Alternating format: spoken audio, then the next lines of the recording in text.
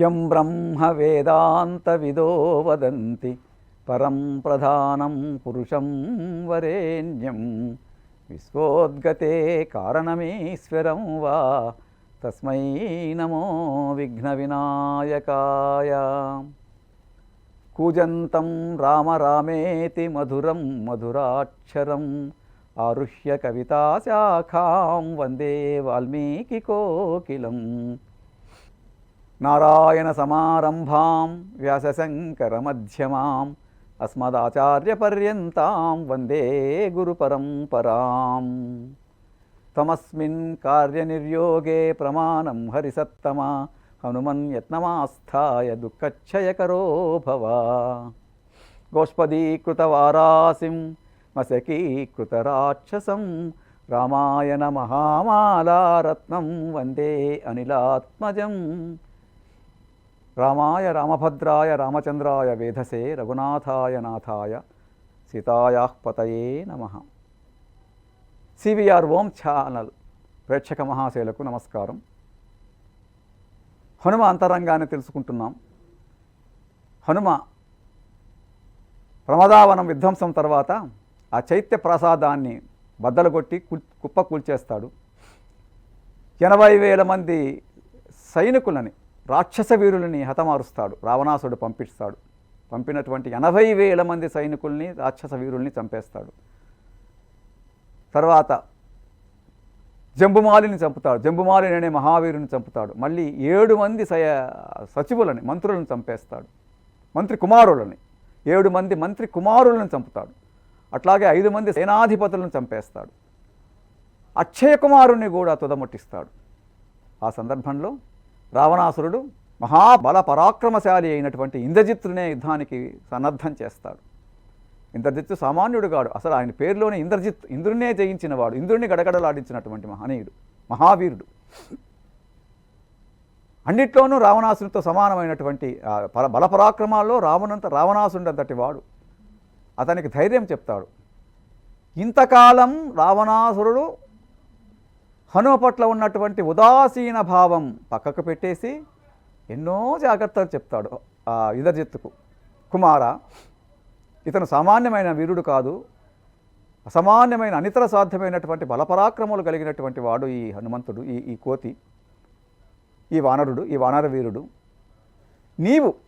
నీకు తెలిసినటువంటి అస్త్ర విద్యలన్నింటినీ చాలా నేర్పుగా సమయస్ఫూర్తితో వాడుకోవాల్సిన అవసరం ఉంది. ఇతను ఏ అస్త్రానికి లొంగే రకం కాదు, శస్త్రాలకు లొంగే రకం కాదు. మరి నీవు యుద్ధాన్ని ఎలా సాగిస్తావో చాలా జాగ్రత్త సుమా అని ఎన్నో జాగ్రత్తలు చెప్తారు. బ్రహ్మాస్త్రానికి సైతము ఈ వానరుడు లొంగే పరిస్థితి కనిపించటం లేదు కుమార అని జాగ్రత్తలు చెప్పి పంపిస్తాడు. అప్పుడు ఇంద్రజిత్తు చాలా ఆర్భాటంగా అట్టహాసంతో 4 సింహాలు కలిగినటువంటి రథం ఎక్కి బంగారు వన్నెర కలిగినటువంటి రథం మీద జయ జయధ్వానాలు, ఆ భేరీ నినాదాలు అన్నమాట, పటాహమంతా ధ్వనులు చేస్తుంటే హనుమంతునికి ఎదురుపడతారు. హనుమంత స్వామి చూసి, ఇప్పుడు కదా నాకు మంచి అవకాశం, నాతో సమానమైన వీరునితో యుద్ధం చేసే అవకాశం నాకు దొరికింది అని. వీరుడు ఎలా ఉంటాడంటే యుద్ధానికి ఎప్పుడు వెనుకంజ వేయడు, ఉత్సాహపడిపోతుంటాడు. ఎప్పటికప్పుడు ఆలో ఉన్నటువంటి ఉత్సాహము ఇనుమడిస్తూ ఉంటుంది. అదిగో అలాంటి ఉత్సాహమే హనుమంతునిలో ఇప్పుడు కలిగింది. చాలా గొప్ప పరాక్రమశాలిగా ఉన్నట్టున్నాడు ఇతను. ఇటువంటి వానితోనే కదా నిజంగా యుద్ధం చేయాల్సిందే. ఇంతవరకు చేసినటువంటి యుద్ధం అంతా నాకు చాలా నల్లేరు మీద నడకలా సాగింది. ఇప్పుడు కదా నాకు నా నిజమైన యుద్ధం, నా శక్తి ప్రదర్శించే అవకాశం వస్తుంది అని మనసులో సంబరపడిపోయి యుద్ధానికి ప్రారంభమవుతాడు.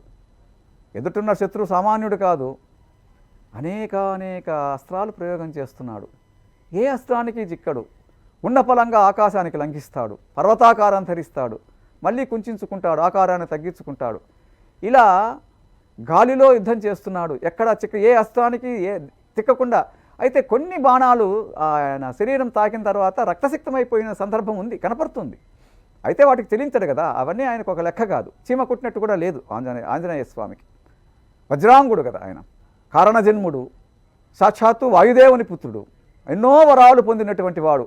చిన్ననాడే బాలహనుమంతునిగా మరి సూర్యుని కబలించడానికి, సూర్యబింబాన్ని కబలించడానికి వెళ్ళినటువంటి హనుమంతునికి ఆ సందర్భంలో వజ్రాయుధంతో దెబ్బ తగిలిన దానివల్ల కింద పడిపోతాడు. అదే వజ్రాయుధంతో దవడకు దెబ్బ తగిలి దవడ కాస్త వంకరైన దాని వల్లనే ఆ హనుమంతుడు అనే పేరు కూడా, హనుమ అంటే పెదవి, హనుమంతుడయ్యాడు.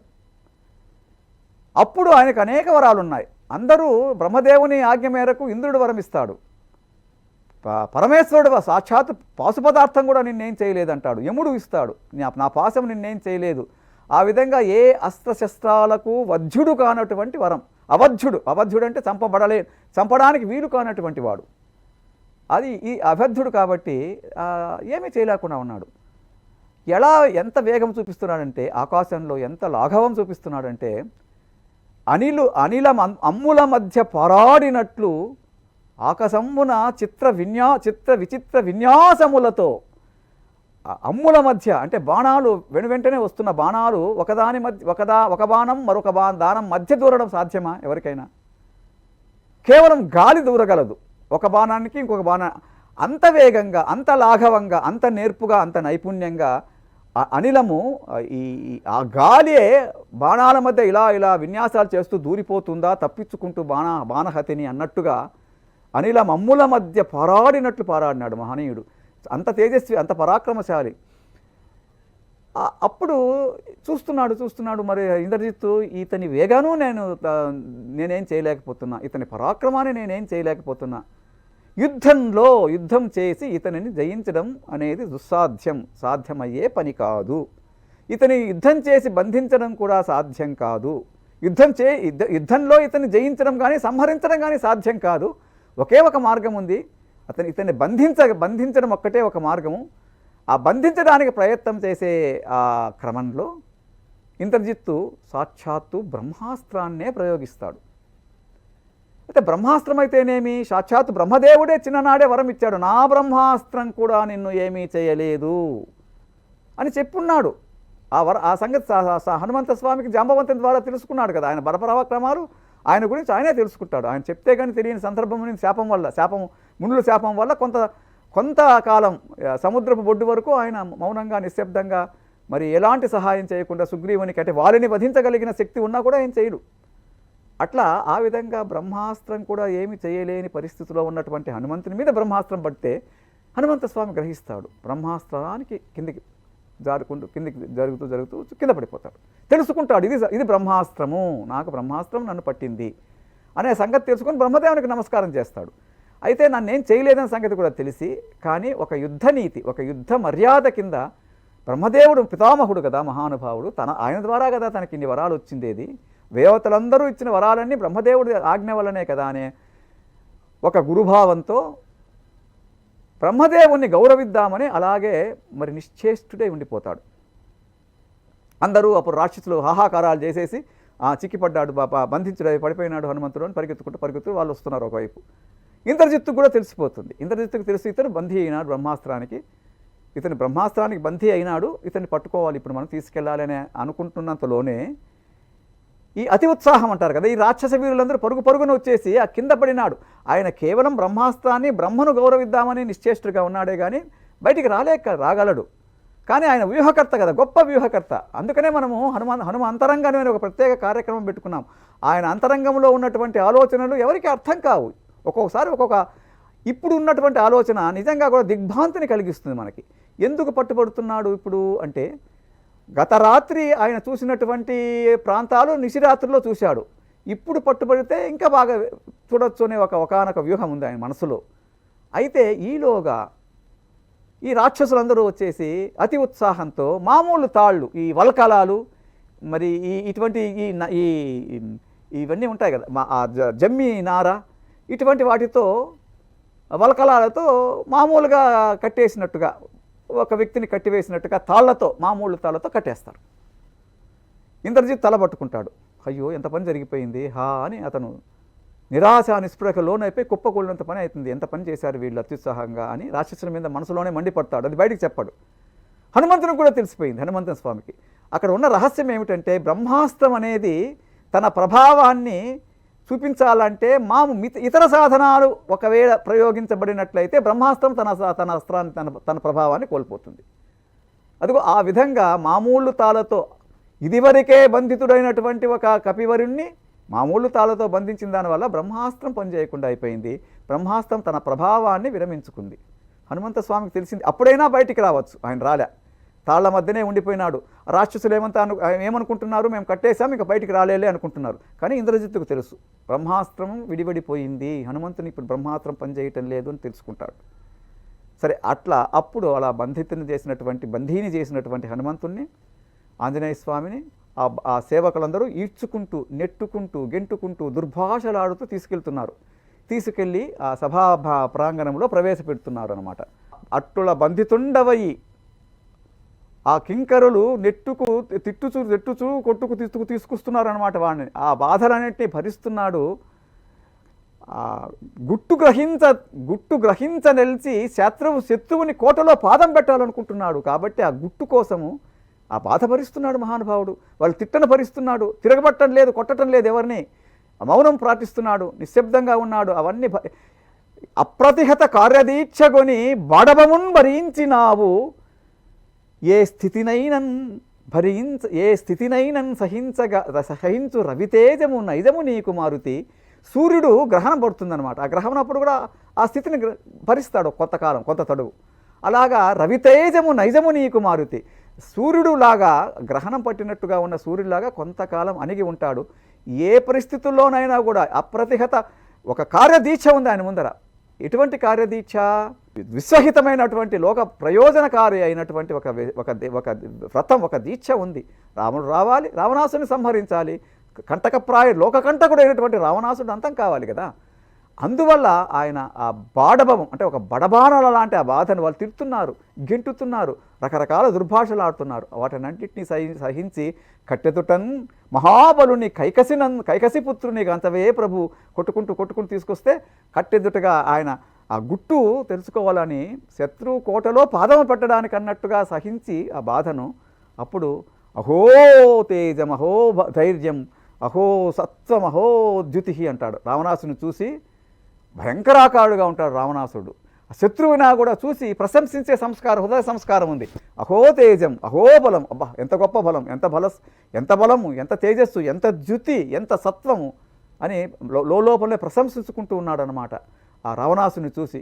ఈ రావణాసుడు ఇంత పరాక్రమశాలి, ఒక్క అవలక్షణం, ఇంత దుర్మార్గమైన లక్షణం వల్ల కదా ఈనాడు చెడిపోతున్నాడు అని మనసులో అనుకుంటూ రావణాసుని ముందు వాళ్ళు అనుకుంటున్న సందర్భంలో కింకరులు ఈడ్చుకుంటూ వెళ్ళి ఆ హనుమంత స్వామిని రావణాసుని ఎదురుగ్గా ప్రవేశపెడతారు. ప్రహస్తుని అడిగి, ఆ రోజుల్లో దూతను నేరుగా మాట్లాడకూడదు, అది నీతి, రాజనీతి. ప్రహస్తుని కనుక్కోమంటాడు. ఎవరు ఎందుకు వచ్చాడు కనుక్కోమంటే నేను దూతను అని చెప్పుకుంటాడు. రామదూత అంటే కేవలం అంత చిన్న విశేషణానికి తగినవాడు కాదు మన స్వామి. దూతమాతృండవే నీవు ధాతవీవు, దూతమాతృండవే కాదు ధాతవీవు, ధరణి జాతకు ప్రాణప్రదాతవీవు, నిశిత సంగర వ్యూహ నిర్ణేతవీవు. ఒట్టి దూతవా నువ్వు, ఒక సంగర వ్యూహాన్ని రచించినటువంటి మహానిర్ణేతవు నీవు, అమ్మవారికి ప్రాణప్రదాతవు నువ్వు, ఒట్టి దూతవని చెప్పుకున్నాడు. ఎందుకు అణగి చెప్పుకోవాలి? దూత అంటే ఒక చిన్న పదవి లాంటిది, నేను ఊరికే కబురు మోసుకొచ్చాను నీ దగ్గరికి అన్నట్టుగా చెప్పాడు. అప్పుడు విషయం అంతా చెప్పిన తర్వాత ఎందుకు వచ్చావు అంటే అప్పుడు చెప్తాడు ఇంకా రావణాసుని గురించి. రావణ, నువ్వు దుర్మార్గంగా, చాలా అన్యాయంగా ఒక మహాసాధ్వైనటువంటి సీతను నీ దగ్గర తీసుకొచ్చి పెట్టుకున్నావు లంకలో. నీ ఇంట్లో కాలరాత్రిని పెట్టుకున్న సంగతి నువ్వు మర్చిపోతున్నావురా దుర్మార్గుడా. ఒక స్థాయిలో బాగా పరుషమైన వాక్యాలు అంటున్నాడు. అయితే దుర్మార్గంగా పరుష వాక్యాలు వాడే ముందు, అంతకంటే ముందు రావణాసుడు చాలా భయంకరమైనటువంటి పదజాలాలతో దూషిస్తాడు. అప్పుడు ఆ పదజాలాలంటే ఆ క్రోధాన్ని సహించి కేవలం విమల వాగ్విభవమున వాణి గీల్చినాడు. అంటే మాటల వల్ల వాక్య విశారదుడు కదా, ఒక హేతువును చూపించి ఒక ధర్మనీతిని బోధిస్తూ ఆ విమలమైనటువంటి మరి విశుద్ధమైనటువంటి వాక్య నిర్మాణం వల్ల వాక్య విశారదుడు కాబట్టి, వాంగ్మి కాబట్టి ఈయన క్రోధానికి పూనుకోలేదు. రావణాసుడు క్రోధాన్ని ప్రదర్శించాడు, హుమ్మంతు హుంకరిస్తున్నాడు. ఒక పక్క రావణాసుడు హుమ్మంతు హుంకరించి క్రోధం చూపిస్తుంటే ఇతను మాత్రము కేవలము విమల వాగ్వివమున వాణి గెలిచి ఒకానొక దేశికుడు ఒకానొక గురువుగా బోధ చేస్తాడు వానికి. నువ్వు చేస్తున్న పని ఏమిటి? ఒక్క అవలక్షణమున చొక్కపు రామాగ్ని శిఖల జొరబడితి వంచున్. నువ్వు చేసింది ఒకే ఒక్క అవలక్షణం ఉంది రామనానిలో. అట్లాంటి అవలక్షణంతో చొక్కపు రామాగ్ని శిఖలను, అంటే రాముడు అనే రామనామం అనే రాముడు అనే ఒక ప్రళయకాలాగ్ని లేకి నువ్వు ప్రవేశిస్తున్నావురా రావణ. చాలా తప్పు చేస్తున్నావు రాక్షసరాజా. ఇది తప్పు. నీ దగ్గర సీత అనే పేరు కలిగినటువంటి ఒక స్త్రీ ఏదో ఉందనుకుంటున్నావో, సీతేతి అని సీత అనే పేరు కలిగినటువంటి ఒక స్త్రీ నీ దగ్గర ఉందనుకుంటున్నావో, ఆమె ఎవరనుకుంటున్నావు? తాం కాలరాత్రీతి తాం విద్ది సర్వలంకా వినాశిని. ఆమెను ఏమని భావిస్తావంటే, నువ్వు కాలరాత్రి మొత్తం లంకను పాడు చేయగలిగినటువంటి, సర్వనాశనం చేయగలిగినటువంటి కాలరాత్రిగా నువ్వు భావించి ఆ విధంగా నువ్వు తెలుసుకో. ఆమె మామూలు స్త్రీ కాదు, సాధ్వీమని సాక్షాత్తు కాలరాత్రి. ఒక కాలపాశాన్ని, ఒక కాలనాగును నువ్వు స్వయంగా కోరి మెడలో వేసుకున్నావు. నువ్వు స్వయం స్కందావసక్తేన క్షేమం ఆత్మని చింతితాం. నువ్వు ఒక పామును, ఒక సర్పాన్ని మెడలో వేసుకున్న కాలపాశాన్ని లాంటి నువ్వు అనుకుంటున్నాడు సీత ఒక స్త్రీ రూపంలో ఉన్నటువంటి కాలపాశాన్ని నువ్వు మెడలో వేసుకున్నావు రావణ. నువ్వు అది గ్రహించు, సామాన్యురాలు కాదు సీత అని హితబోధ చేస్తూ, అంతటితో కాకుండా సీత గొప్ప గుణగణాలు చెప్తూ నీకు కడువిప్పు కలగటం లేదు అంటే వాడు హుంకరిస్తున్నాడు. అప్పుడు రాముని బలపరాక్రమాలన్నీ చెప్తాడు. ఖరదూషణాదుల దగ్గర నుంచి చెప్పుకుంటూ వస్తున్నాడు. అంతకంటే ముందు ఒక్క మనిషి పేరు తీసుకుంటాడు. ఎవరి పేరు చెప్పితే రావణాసురునిలో కూడా గుబులు పుడుతుందో అటువంటి వాని పేరు తీసుకుంటారు. వాలి విన్నావు కదా నువ్వు. వాలి కొడుకు అంగదుడు మాకు యువరాజు. అటువంటి వాలులు, అటువంటి నాలాంటి శక్తి పరాక్రమం కలిగిన వాటి వాళ్ళు, వాలిలాంటి వాళ్ళు 100 మంది ఉన్నారు మా సైన్యంలో. ఆ మొత్తం సైన్యం ఇవాళ రాముని వెనకాల ఉంది. మొత్తం సైన్యం అంతా నిన్ను ఆక్రమిస్తే నిన్ను లంకను దహించి వేస్తారు. ఆ వాలి ఎటువంటి వాడు? ఎందుకు భయం గుబులు కలగాలి రావణాసురునికంటే, ఒకానొక సందర్భంలో వాలిని పరాభవించాలనుకొని హనుమంతుడు అహంకారంతో కన్ను మిన్ను కానకుండా సంధ్యావందన వదులుతున్నటువంటి వాలి ఎంత వేగం కలిగిన వాడంటే, సంధ్యావందన చేయడానికి 4 సముద్రాల్లోనూ సంధ్యావందన చేసేవాడట. సంధ్యావందన అంటే నీళ్లు సూర్యునికి అర్ఘ్యం వదులుతారు, సమర్పిస్తారు. సముద్రపు నీరుతోనే అర్ఘ్యం ఇచ్చేవాడు. 4 సముద్రాలు, తూర్పు, పడమర, దక్షిణ, ఉత్తర అన్ని సముద్రాలకు వెళ్ళగలిగినటువంటి నేర్పు, అంత వేగము ఉన్నటువంటి వాలి ఒక సందర్భంలో అర్ఘ్యం వదులుతూ ఉంటే వెనక నుంచి వెళ్ళినటువంటి రావణాసురుడు అతన్ని పట్టుకొని పైకి లేపాలని ఆ బాహుమూలాలు ఉంటాయి, బాహుమూలాలు అంటే చంకల కింద చేతులు వేసి పైకి లేపుదామని ప్రయత్నం చేస్తే అలాగే అదిమేసుకుంటాడు హనుమంత స్వామి. ఆ చేతులు పెట్టినటువంటి వాలి రావణాసుని చేతులు అట్లాగే అదిమి పట్టి ఆకాశానికి వెళ్ళిపోతాడు. 4 సముద్రాల్లోనూ వాలి తిరిగి అర్ఘ్యం వదిలిన తర్వాత చివరికి వాడిని వదిలిపడే ఒక పురుగులాగా వాడిని వదిలేస్తాడు. అంతటి బలపరాక్రమశాలి వాలి. అటువంటి వాలి అంగదుడు మా సైన్యాధిపతి. అటువంటి వాలి తమ్ముడు సుగ్రీవుడు ఉన్నాడు. వాళ్ళంతా నీ మీద దండెత్తి రాకముందే నువ్వు సద్బుద్ధితో నీ దగ్గర ఉన్నది కాలరాత్రి అని తెలుసుకొని సీతా మహాలక్ష్మిని వదిలిపెట్టే ప్రయత్నం చెయ్యి అని ఎంతో గొప్ప హితబోధ చేస్తాడు. చేస్తే వాడు వినడు. సులభాహ పురుషాహ రాజన్, మారీచుడు ఒక మాట చెప్పింటే, సులభాహ పురుషాహ రాజన్ సతతం ప్రియవాదిన.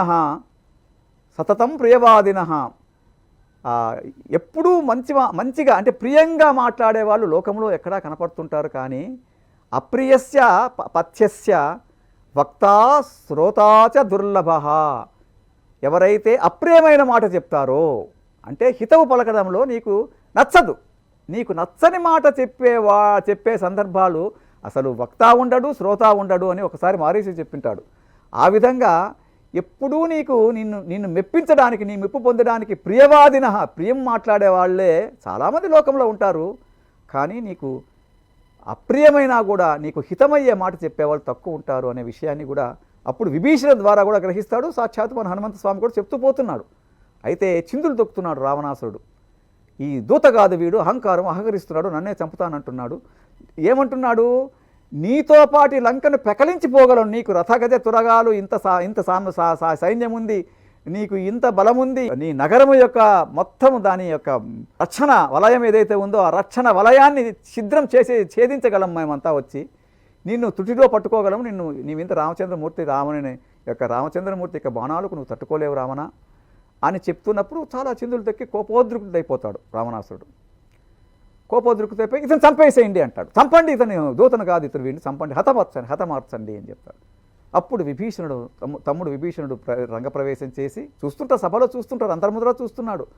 హనుమంత స్వామి అంతరంగంలో వచ్చిన మాటలు చాలా అద్భుతమైన అనర్ఘమైన రత్నాల లాంటి మాటలు వచ్చాయి. ఏవో కొన్ని ముచ్చటించుకున్నాం మనం. ఏది మనకు ఏ అక్షర గవాక్ష్యమో అది నిజానికి అతని యొక్క శక్తికి అద్దం పట్టలేదు అనుకున్నాం కదా.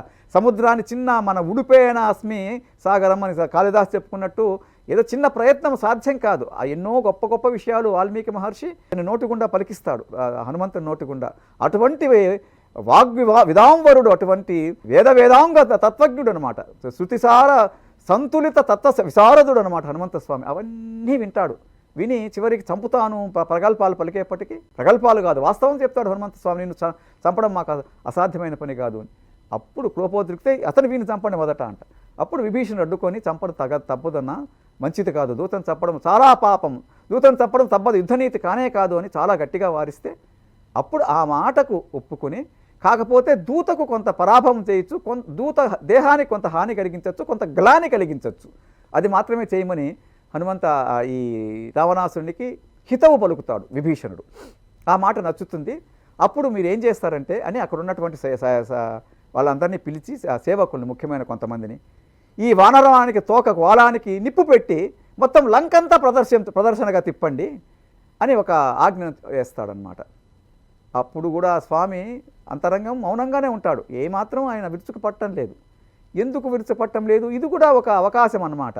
ఇది సంకటమును అదనుగాగును బింకపు వ్యక్తిత్వమునకు పెట్టిన పేరై లంకాదహన ప్రక్రియ జంకన్న ప్రసక్తి లేక జరిపితివోరా. సంకటాన్నే అదనుగా, అంటే మనం అంటారు కదా సవాలుగా, ఛాలెంజ్గా తీసుకుంటారంటారు చూడండి, ఏదైనా మనకి ఇబ్బంది వస్తే. అట్లాగే sweet or the uses of adversaries అని కూడా చెప్తారు ఆంగ్లం. అట్లా ఒక్కొక్కనాడు ఉన్నటువంటి కష్టాలు మనం గట్టెక్కిన తర్వాత మనం గొప్పగా చెప్పుకుంటుంటాం అనమాట. ఆ సందర్భం వేరు. ఇప్పుడు ఏమిటి, ఆయనకు ఒక ఆపద వస్తుంది. తన తోకకు నిప్పంటిస్తున్నారు. నిప్పంటే కాలుతుంది, సహజంగానే దేహాన్ని దహించి వేస్తుంది. అయినా కూడా సహించి ఎందుకు సహిద్దామనుకుంటున్నాడు? లంకా పట్టణాన్ని మరొక్కసారి మొత్తం కలయదిరిగి తిప్పుతారు కాబట్టి చూసి ఎక్కడ ఏ రక్షణ వలయం ఉంది, ఎక్కడ ఆ గుట్టులు, అంటే దాడి తప్పదు, యుద్ధం చేయక తప్పదు, లంక మీద రావణాసురుని మీద దాడికి రావక తప్పదు. అప్పుడు అవసరమైనటువంటి సమాచారం ఏదైతే ఉంటుందో అక్కడక్కడ అగర్తల్లో కానీ తప్పించిపోయే మార్గాలు కానీ, ఆ శత్రు సైన్యాన్ని దెబ్బకొట్టడానికి అనుకూలమైన ప్రదేశాలు కానీ, లేదా వాళ్ళు తప్పించుకునే పోవడానికి ఉన్నటువంటి స్వరంగ మార్గాలు కానీ, ఇటువంటివన్నీ ఆ ఆయువు పట్లన్నీ ఉనికులన్నీ కనుక్కోవడానికి అన్నట్టుగా ఇలా ఒక పథకం వేసుకుంటాడు మనసులోనే. అదిగో అప్పుడు రావణాసురుడు ఈ లంక తోకకు నిప్పు పెట్టేస్తారు. హనుమంతుని తోకకు నిప్పు పెట్టిన తర్వాత జరిగే ఘట్టము జగద్వితమైనదన్నమాట. లంకాదహన ప్రక్రియ అద్భుతమైన ప్రక్రియ. అది మనం వచ్చే భాగంలో చెప్పుకుందాం. హనుమంత స్వామి ఎలా విజృంభిస్తాడు, ఎలా తనకు జరిగినటువంటి పరాభవం ఏదైతే, అవమానం ఏదైతే ఉందో దాని మీద ఎలా కక్ష ఎలా దానికి బదులు ఎలా తీర్చుకుంటాడో అన్న విషయం వచ్చే వారంలో మనం చెప్పుకుందాం. ఈ వారంలో మనము యథాపూర్వకంగా ఒక ప్రార్థనతోటి మనం ముగిద్దాం. మంటలలో లంకను ముక్కంటి వలెని కాల్చినావు, కలిలో ఇలలో ఒంటితల రావణాసుర కంటక దురితాలి అఘము కాల్చగరమ్మా హనుమంత. నమస్తే, స్వస్తి.